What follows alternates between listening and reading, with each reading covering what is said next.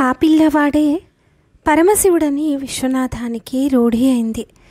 వెంటనే ఆ తాబేటికాయ నీళ్లు కృష్ణుడి పాదాల మీద పోస్తూ నమ్మకం చదవసాగాడు. పొద్దున్నే నిశ్శబ్దంగా ఉన్నప్పుడు వినిపించే ఆ మంత్రధ్వని విని నందుడు యశోద పరిగెత్తుకుంటూ వచ్చి అక్కడ జరుగుతున్నది చూసి అట్టే ఆగిపోయారు. అక్కడే వీధిలోనే కృష్ణుడికి సాష్టాంగపడ్డాడు విశ్వనాథం. కృష్ణుడు మటుకు మెల్లిగా మూకుళ్ళో ఉన్న పచ్చడిని కొద్ది కొద్దిగా తింటున్నాడు. ఇంతలో కృష్ణుడు మిత్రులు గోలగోలగా మాట్లాడుకుంటూ వచ్చారు. విశ్వనాథం మోహం పట్టలేక కృష్ణుడికి ఒక ముద్దు పెట్టి ఇంటికి వచ్చాడు.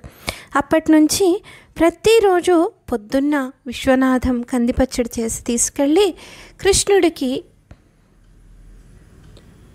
ఇచ్చి ఒక ముద్దు పెట్టి వచ్చేవాడు. అలా కొన్నేళ్లు సాగింది. శివుడికి ఎంత దీక్షతో పచ్చడి నైవేద్యం పెట్టేవాడో అంత దీక్షతోనూ కృష్ణుడికి పొద్దున్నే పచ్చడి చేసి ఇచ్చేవాడు. ఒకరోజు విశ్వనాథానికి జబ్బు చేసింది. కదలలేకపోయాడు. పొద్దెక్కిన తర్వాత లేచాడు. అయ్యో, పొద్దున్న కృష్ణుడికి పచ్చడి ఇవ్వలేదే అని విచారపడ్డాడు.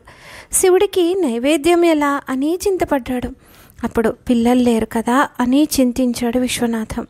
నేనున్నాను కదా తాత, నీకు చెప్పు తాత ఏం చేయాలో అంటూ కృష్ణుడు నవ్వుతూ వచ్చాడు.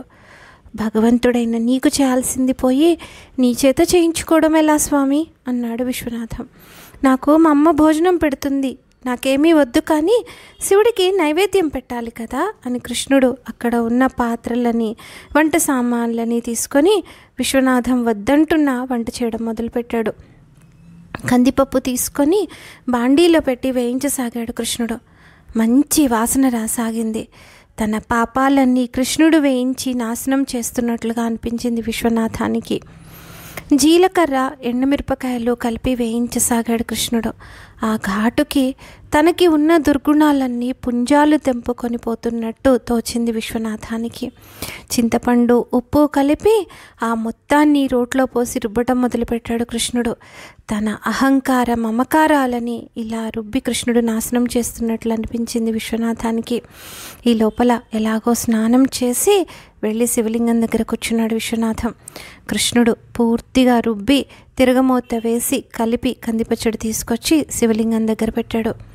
కృష్ణుడు ఆ పచ్చడి తీసుకువస్తుంటే శివుడే వస్తున్నట్టు తోచింది విశ్వనాథానికి. మనస్సు స్థిరపరచుకొని కృష్ణుడు చేయి పట్టుకొని పక్కన కూర్చోబెట్టుకొని మెల్లిగా మూకుళ్ళోని కందిపచ్చడిని కృష్ణుడి నోట్లో పెట్టబోయాడు. కృష్ణుడు శివలింగం వైపు చూపెట్టాడు. శివాయ విష్ణు కృష్ణ రూపాయ అంటూ కృష్ణుడి నోట్లో కందిపచ్చడి పెట్టాడు విశ్వనాథం. నవ్వుతూ ఆనందంగా తిన్నాడు కృష్ణుడు. మళ్ళీ మళ్ళీ పెట్టి పచ్చడి మొత్తం పూర్తయ్యేదాకా పెట్టి అందరి పాపాలు కడిగే గంగానది పుట్టిన కృష్ణుడి పాదాలకి నమస్కారం చేయడానికి వంగాడు విశ్వనాథం. తనను తాను సంపూర్ణంగా సమర్పించుకొని అలాగే వంగి కృష్ణుడిలో లీనమైపోయాడు కందిపచ్చడి విశ్వనాథం.